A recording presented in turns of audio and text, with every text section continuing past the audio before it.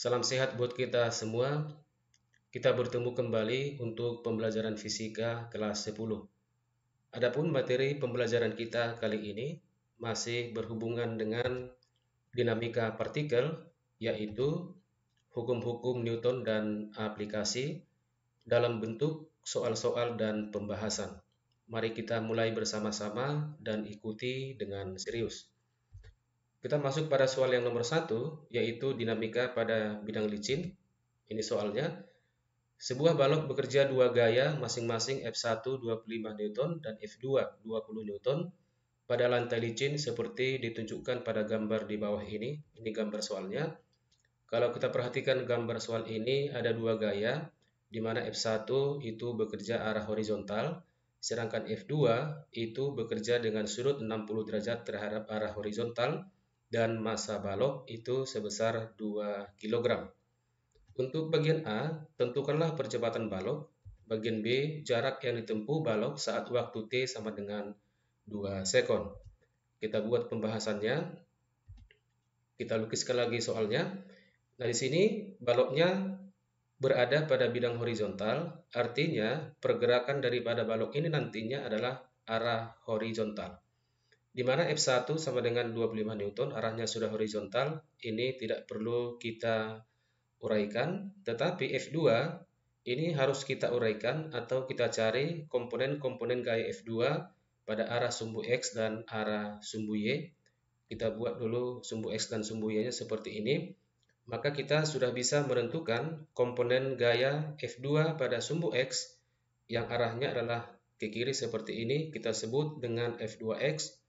Sedangkan komponen gaya F2 yang mengarah pada sumbu Y itu arahnya ke atas seperti ini, yang kita sebut sebagai F2Y.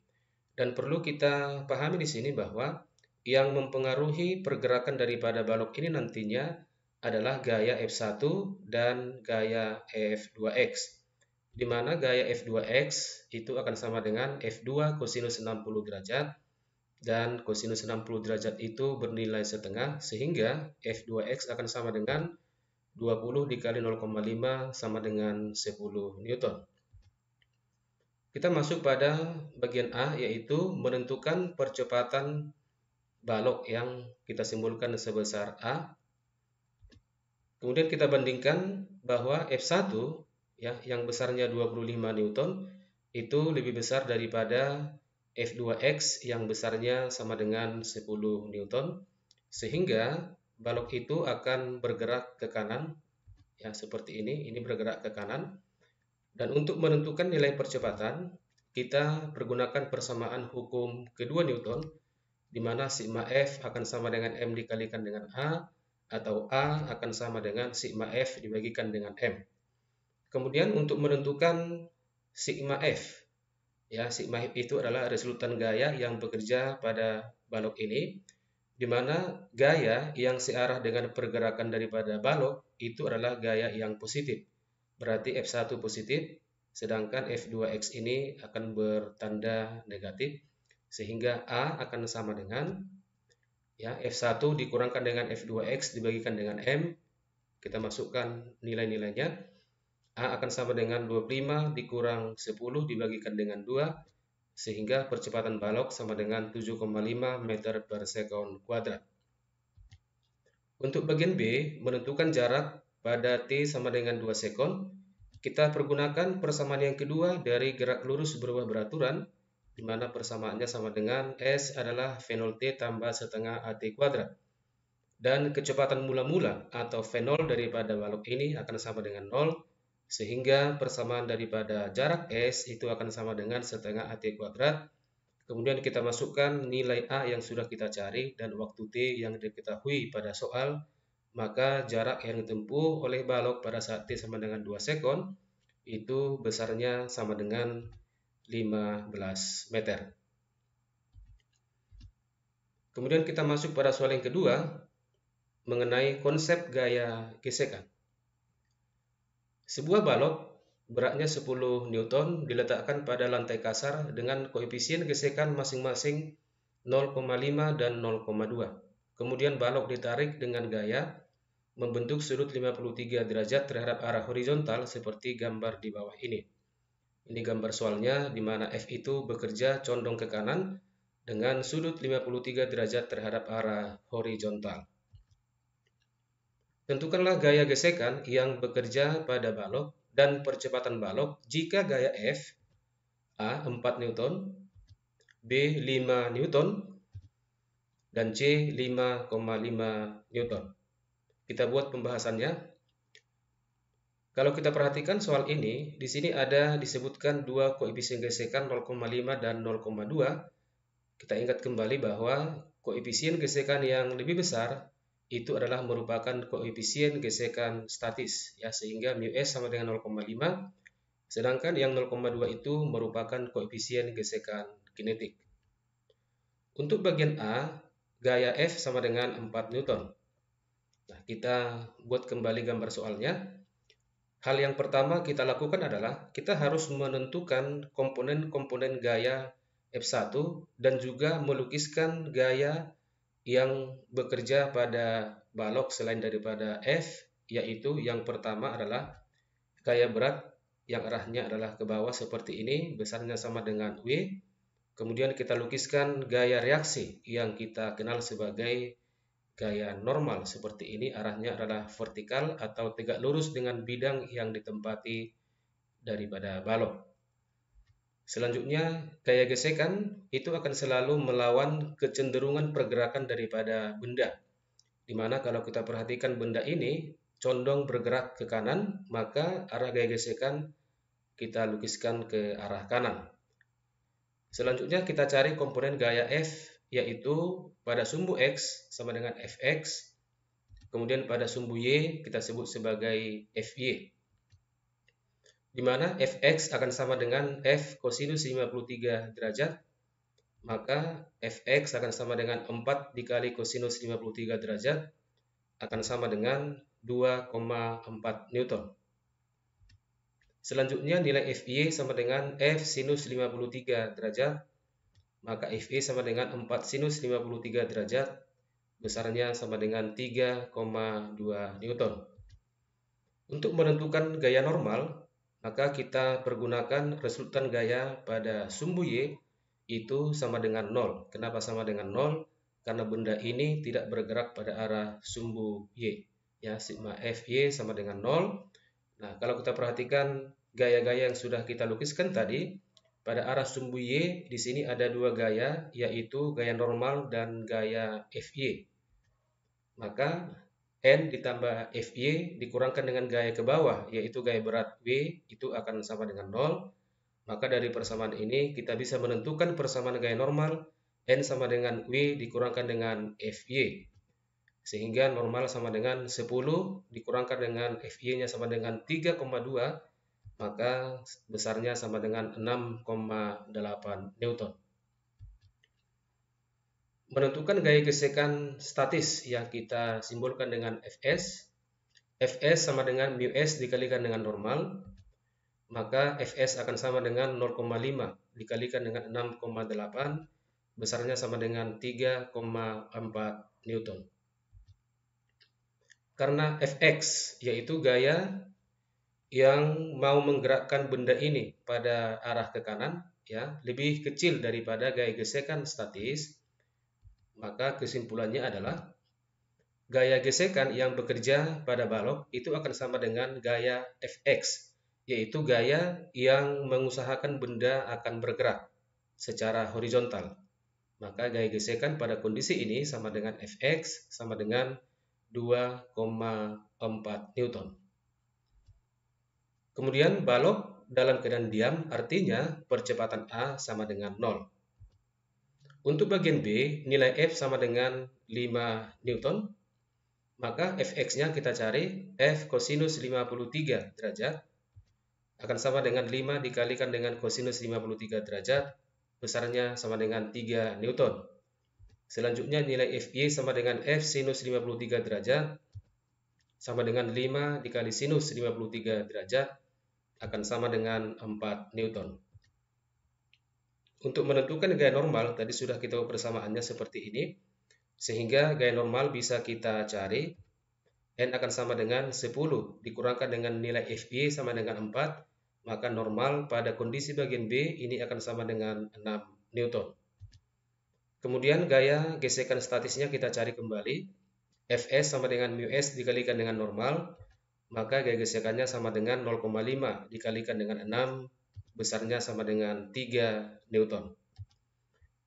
Karena Fx sama dengan gaya gesekan statis, maka kesimpulannya adalah yang pertama, gaya gesekan yang bekerja itu sama dengan gaya Fx, yaitu gaya yang mau mencoba menggerakkan benda bergerak secara horizontal. Gaya gesekan F itu sama dengan 3 Newton. Kemudian kondisi benda disebutkan balok tepat akan bergerak. Ya, balok tepat akan bergerak, maka nilai percepatannya juga tetap sama dengan 0. Kemudian untuk bagian B, untuk gaya F sama dengan 5,5 Newton. Kita cari Fx-nya sama dengan F kosinus 53 derajat sama dengan 5,5 kali kosinus 53 derajat, besarnya sama dengan 3,3 Newton. Selanjutnya Fy sama dengan F sinus 53 derajat sama dengan 5,5 sinus 53 derajat, besarnya sama dengan 4,4 Newton. Kemudian menentukan gaya normalnya.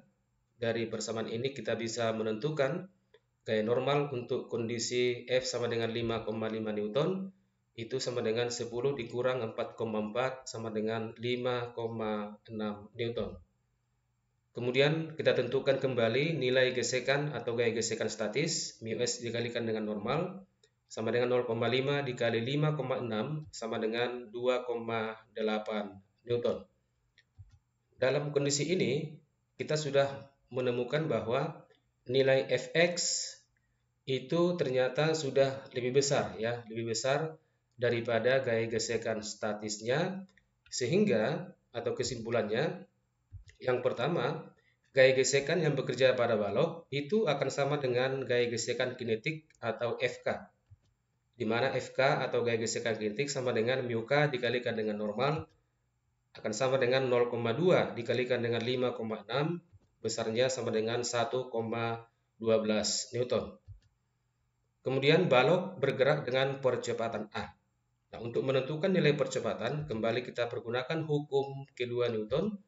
Sigma F sama dengan M dikalikan dengan A, di mana A sama dengan sigma F dibagi dengan M, akan sama dengan Fx dikurang dengan Fk dibagikan dengan M. Kita masukkan harga-harganya.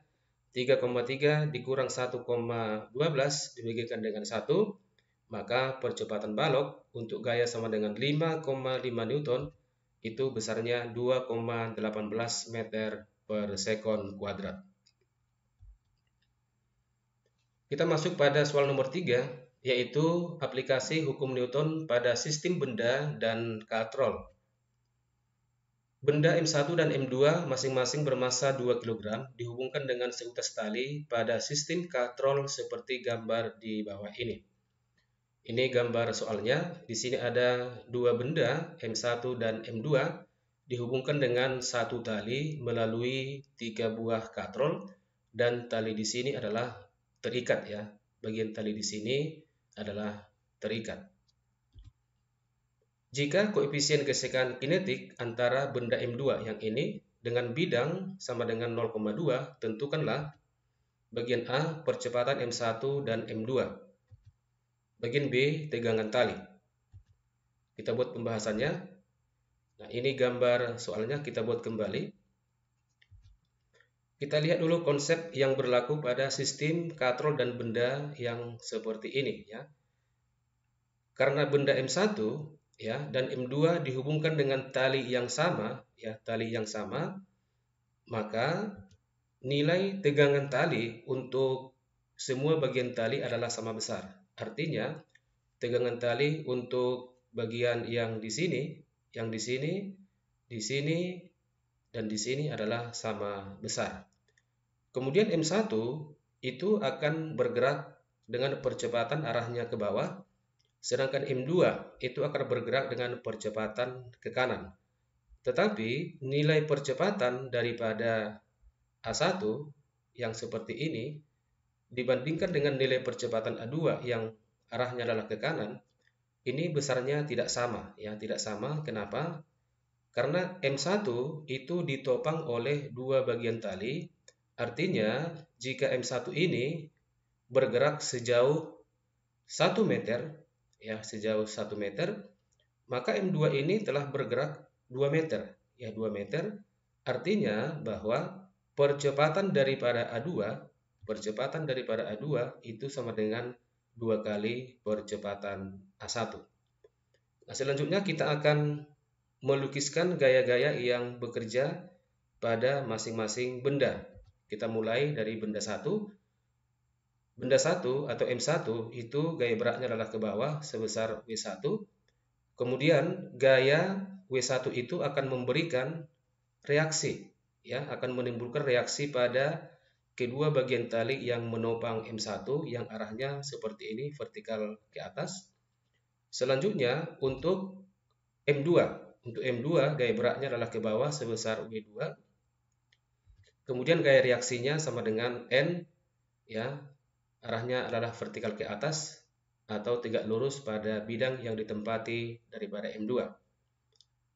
Selanjutnya M2 bergerak ke arah kanan, itu karena ditarik oleh tali, maka arah tegangan tali pada M2 itu arahnya adalah ke kanan.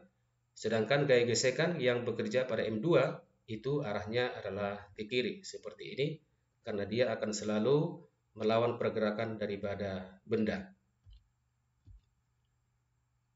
Selanjutnya kita tinjau benda M2. Ini benda M2, ya. Sigma Fx sama dengan M2 dikalikan dengan A. Nah, perhatikan di sini bahwa yang positif di sini pada arah sumbu X yaitu tegangan tali, yang negatifnya adalah gaya gesekan kinetiknya. Maka sigma Fx-nya sama dengan T dikurang Fk sama dengan M2 dikalikan dengan 2A1, ya. Tadi sudah kita buat bahwa A2 itu sama dengan 2 kali percepatan A1. Atau T sama dengan 2 M2 dikali A1 ditambahkan dengan Fk, yang selanjutnya kita sebut sebagai persamaan nomor 1. Kemudian kita tinjau benda M1, ini gambar gaya-gayanya tadi. Ya, M1 itu bergerak ke bawah, maka yang positif nanti adalah gaya W1, yang negatif adalah penjumlahan T dengan T, berarti jumlah gaya yang ke atas itu sama dengan 2T. Maka sigma Fe-nya sama dengan M1 dikalikan dengan A1, W1 dikurang 2T sama dengan M1 dikalikan dengan A1. Maka ini kita sebut sebagai persamaan yang kedua. Selanjutnya persamaan 1 yaitu T, kita substitusi ke persamaan yang kedua, sehingga, ya, persamaan 2 menjadi W1 dikurang 2, kita gantikan T-nya 2M2 kali A1 tambah Fk sama dengan M1 dikalikan dengan A1. W1 dikurang, kita kali masuk, 4M2 kali A1 dikurang dengan 2 Fk sama dengan M1 dikalikan dengan A1. Kita ubah posisi daripada M4 M2 A1, ini kita pindahkan ke ruas kanan, maka W1 dikurang 2 Fk sama dengan 4, ini menjadi positif, pindah ruas, 4 M2 ditambah dengan M1, ini sama-sama dikali A1, kita keluarkan A1-nya, maka dari persamaan ini kita bisa menentukan persamaan untuk menentukan A1 sama dengan W1 dikurang 2 Fk dibagi 4 M2 ditambah dengan M1. Nah, kita cari terlebih dahulu nilai Fk, ya. Fk sama dengan μk dikalikan dengan normal. Normal sama dengan W2 sama dengan M2 dikalikan dengan G sama dengan 20 Newton. Maka Fk akan sama dengan 0,2 dikali 20 sama dengan 4 Newton. Maka nilai Fk yang sudah kita cari, kita masukkan ke persamaan yang ini. Fk-nya kita ganti menjadi 4 Newton, sehingga A1 kita peroleh 20 dikurang 2 dikali 4 per 4 kali 2 tambah 2. Maka besarnya sama dengan 1,2 meter per sekon kuadrat. Sehingga nilai A2 kita bisa tentukan sama dengan 2 kali A1 sama dengan 2 dikali 1,2 sama dengan 2,4 meter per sekon kuadrat. Untuk menentukan tegangan tali T, nilai A1 yang sebesar 1,2 meter per sekon kuadrat ini kita substitusi atau kita masukkan ke persamaan nomor 1 ini, sehingga T sama dengan 2 M2 kali A1 tambah FK. T sama dengan 2 dikali 2 dikali 1,2 ditambahkan dengan 4, maka nilai tegangan tali akan sama dengan 8,8 Newton. Kalau kita masukkan nanti nilai percepatan yang sudah kita cari ke persamaan yang kedua, maka nilai tegangan tali juga harus kita peroleh sebesar 8,8 Newton. Kita masuk pada soal nomor 4, yaitu aplikasi hukum Newton pada sistem lift. Seorang anak bermasa 40 kg sedang berdiri pada sebuah lift seperti tampak pada gambar di bawah, percepatan gravitasi 10 meter per sekon kuadrat. Ini gambar soalnya ya. Tentukanlah gaya yang dikerjakan lantai lift pada anak tersebut ya. Kalau ditanya gaya yang dikerjakan oleh lantai lift itu sama dengan gaya reaksi daripada berat orang atau gaya aksi yang diberikan oleh orang tersebut pada lantai lift. Bagian A, apabila lift bergerak dengan kecepatan konstan. Bagian B, lift dipercepat ke atas sebesar 2 meter per sekon kuadrat. C, lift diperlambat ke bawah sebesar 2 meter per sekon kuadrat. Bagian D, saat tali lift putus. Kita buat pembahasannya. Untuk bagian A, gaya normal saat lift bergerak dengan kecepatan konstan atau A sama dengan 0, ini sama juga dengan lift dalam keadaan diam. Karena dalam keadaan diam dan kecepatan konstan itu percepatannya sama dengan 0. Ini gambar soalnya tadi. Nah, kita uraikan gaya-gaya bekerja pada sistem lift dan orang ini.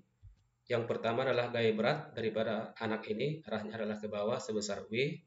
Kemudian gaya reaksinya akan sama dengan N yang arahnya adalah ke atas atau tegak lurus, di mana gaya aksi bekerja. Sigma Fy sama dengan M dikali A.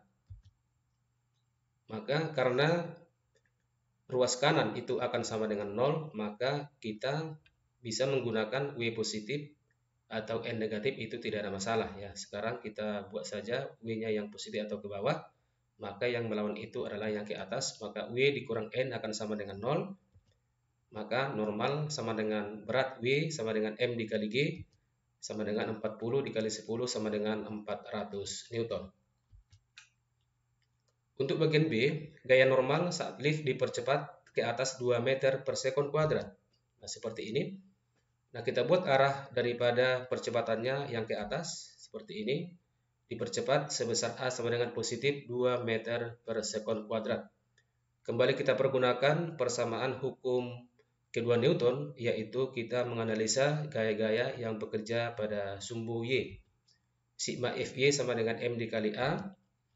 Maka karena dia bergerak ke atas, maka yang positif itu adalah normal ya. Yang negatif adalah gaya berat, sehingga sigma Fy sama dengan N dikurang W sama dengan M dikalikan dengan A. Maka N akan sama dengan M dikalikan dengan A ditambah dengan W. Maka normal sama dengan 40 dikali 2 tambah 400 sama dengan 480 Newton. Selanjutnya bagian C, gaya normal saat lift diperlambat ke bawah 2 meter per sekon kuadrat. Ini gambar soalnya. Ya, kita buat nilai percepatannya atau perlambatannya ya ke bawah. Karena dia diperlambat, maka tanda A akan sama dengan negatif. Maka A akan sama dengan negatif 2 meter per sekon kuadrat. Kembali kita pergunakan resultan gaya pada sumbu Y, sigma Fy sama dengan M dikali A. Maka yang ke bawah adalah yang positif. Sehingga W dikurangkan dengan N sama dengan M dikalikan dengan A. Dari sini kita tentukan persamaan normal. N akan sama dengan W dikurang M dikalikan dengan A. Kita masukkan nilai-nilai yang sudah diketahui. 400 dikurang 40 dikali negatif 2. Karena dia diperlambat tadi, maka normal akan sama dengan 480 derajat. Sebagai catatan di sini adalah lift yang dipercepat ke atas itu ternyata konsepnya sama dengan lift yang diperlambat ke bawah. Artinya, nilai gaya reaksi yang diberikan oleh lantai lift yang kita sebut sebagai gaya normal itu memiliki nilai yang sama. Selanjutnya bagian D, gaya normal saat tali lift putus. Seperti ini, talinya sudah putus. Maka jika talinya putus, ya, percepatan yang dialami daripada anak tersebut itu sama dengan percepatan gravitasi. Kenapa? Karena pergerakannya adalah sama dengan pergerakan gerak jatuh bebas. Maka A-nya adalah vertikal ke bawah yang sama dengan percepatan gravitasi G. Sigma Fy sama dengan M dikali A. Arahnya ke bawah berarti W adalah yang positif, sehingga sigma Fy sama dengan W dikurangkan dengan N sama dengan M dikalikan dengan A, kita ganti menjadi G, berarti ruas kanan sama dengan M dikalikan dengan G, sehingga normal sama dengan W dikurang Mg, di mana M dikali G ini juga merupakan gaya berat, sehingga N akan sama dengan W dikurang W sama dengan 0. Artinya di sini ketika talinya putus, maka anak tersebut merasa bahwa dia sedang bergerak tanpa bobot. Kemudian soal nomor 5, aplikasi hukum Newton pada gerak melingkar vertikal. Sebuah benda masanya 200 gram diikat dengan tali sepanjang 50 cm lalu diputar dengan lintasan vertikal. Jika kecepatan sudut 10 radian per sekon dan percepatan gravitasi 10 meter per sekon kuadrat, tentukanlah tegangan tali pada saat benda bagian A berada pada titik terendah, bagian B berada pada titik tertinggi, bagian C membentuk sudut 60 derajat terhadap jari-jari lintasan vertikal. Kita buat pembahasannya. Diketahui dari soal, M sama dengan 200 gram sama dengan 0,2 kg, kemudian L itu akan menjadi jari-jari R sama dengan 50 cm sama dengan 0,5 meter. Kemudian kecepatan sudut omega 10 radian per sekon dan percepatan gravitasi 10 meter per sekon kuadrat. Untuk bagian A, ketika bendanya berada di titik terendah, maka nilai tegangan tali T di titik terendah, kita lukiskan dulu gambarnya seperti ini. Bendanya sekarang berada pada titik terendah, maka kita lukiskan gaya-gaya yang bekerja pada benda ini. Yang pertama adalah gaya beratnya. Seperti ini, arahnya adalah ke bawah. Kemudian, gaya berat ini akan menimbulkan reaksi pada tali yang arahnya adalah ke atas atau menuju pusat daripada lintasan yang besarnya sama dengan T. Nah, selanjutnya, persamaannya yang kita buat adalah sigma gaya radial sama dengan Fs. Gaya radial itu adalah gaya-gaya yang bekerja menuju arah pusat lintasan.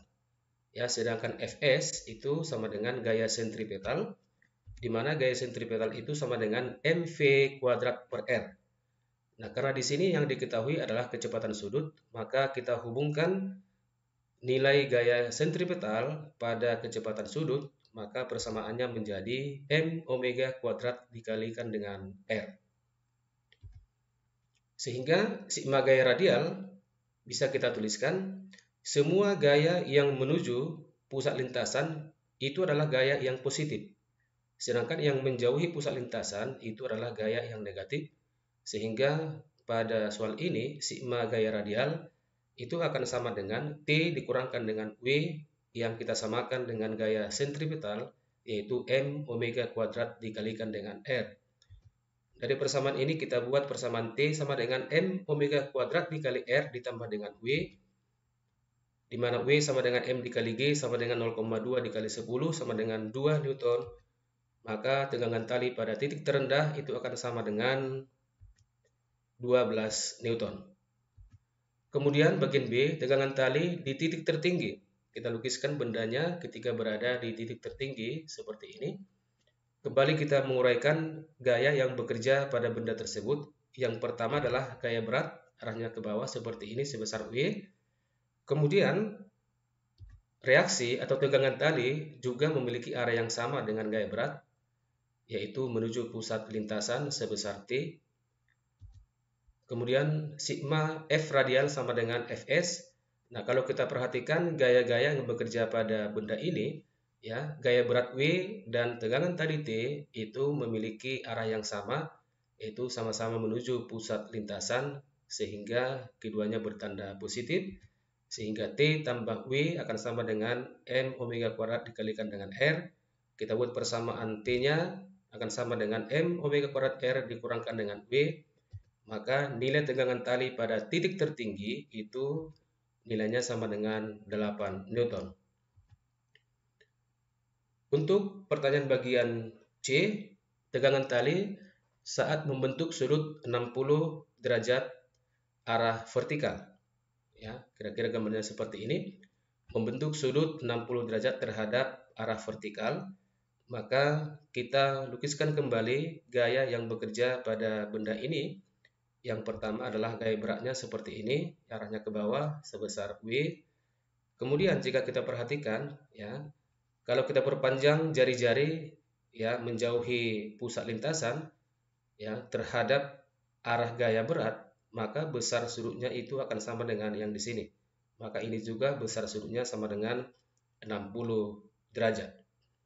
Nah, selanjutnya kita akan menguraikan gaya berat ini agar memiliki gaya radial, ya, gaya radial, sehingga kita uraikan pada arah yang menjauhi pusat lintasan yang ke sini, yang besarnya sama dengan W kosinus 60 derajat.